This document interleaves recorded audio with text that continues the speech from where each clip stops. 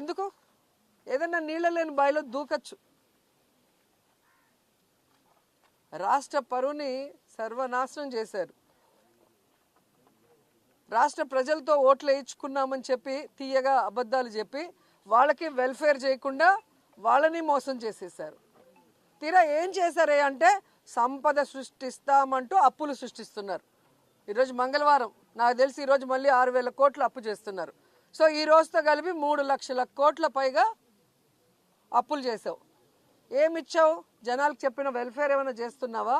జగన్మోహన్ గారు ఇచ్చింది ప్రతిదీ ఇస్తూ ఎక్స్ట్రాగా చేస్తాను సూపర్ 6 అన్నావు.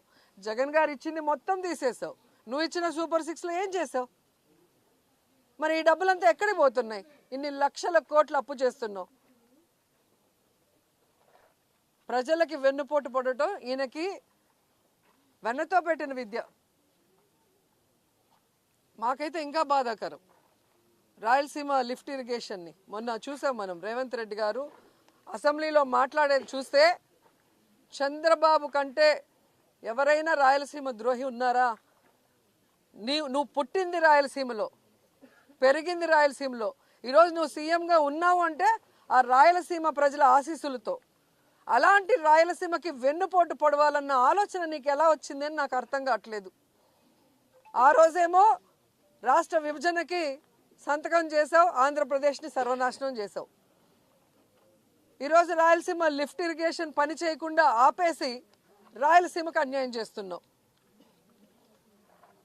రాయలసీమ ఏం తప్పు చేసింది? మీకేం అన్యాయం చేసింది? ఈరోజు రాయలసీమ కరువు శాశ్వతంగా పరిష్కరించాలన్న ఒక గొప్ప ఉద్దేశంతో జగన్మోహన్ రెడ్డి గారు ఈ రాయలసీమ లిఫ్ట్ ఇరిగేషన్ని తీసుకొచ్చారు. 960 కోట్లు దీనికి వెచ్చించడం జరిగింది.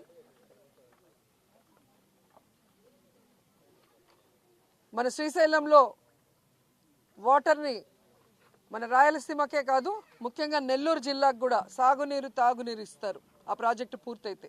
అలాంటి ప్రాజెక్ట్ని పూర్తి చేయాల్సింది పోయి హైదరాబాద్లో మీ ఆస్తుల్ని కాపాడుకోవడం కోసం ఈరోజు రాయలసీమ భవిష్యత్తును మీరు ఎలా తాకట్టు పెడతారు? మీరు రాయలసీమకి వెన్నుపోటు పొడిచిన విషయము ఈరోజు మీ పార్ట్నర్ ఓటు నోటు కేసులో నీతో పాటు దొంగ మీ పార్ట్నరే స్వయంగా అసెంబ్లీలో ప్రకటించారు. నేను రాయలసీమలో పుట్టాను, రాయలసీమ అంటే నాకు ఇష్టమని ఇంకొకటి చెప్తాడు. Pawan Kalyan deputy CM.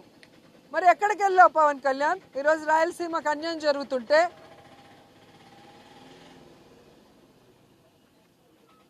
ఈరోజు రాయలసీమకు వెన్నుపోటు పోస్తుంటే చంద్రబాబు నాయుడు గారు ప్రశ్నించకుండా కత్తందిస్తున్నావా? దీనికోసమైనా నువ్వు పార్టీ పెట్టింది, చేరింది? దీనికోసమైనా చంద్రబాబు నాయుడిని గెలిపించింది? ఇంకా 15 సంవత్సరాలు చంద్రబాబు నాయుడు ముఖ్యమంత్రి చేయడానికి పనిచేస్తూనే ఉంటారు. దేనికి? ఈ రాష్ట్రం అనేది లేకుండా, మ్యాప్లోనే ఆంధ్రప్రదేశ్ అనేది లేకుండా చేయడానికే ఆయనతో జత కలుస్తామని అడుగుతున్నా. మీరు వచ్చింది రాష్ట్రాన్ని బాగు చేయడానికో, రాష్ట్ర ప్రజలకు మంచి చేయడానికో కాదనేది అందరికీ అర్థమవుతుంది. కేవలం కక్ష సాధింపులు, రెడ్ బుక్ రాజ్యాంగం అంటూ ఏ విధంగా విచ్చలవిడిగా అరాచకాలు చేస్తున్నారు, అన్యాయాలు చేస్తున్నారు, దోపిడీలు చేస్తున్నారు ప్రజలందరూ గమనిస్తున్నారు.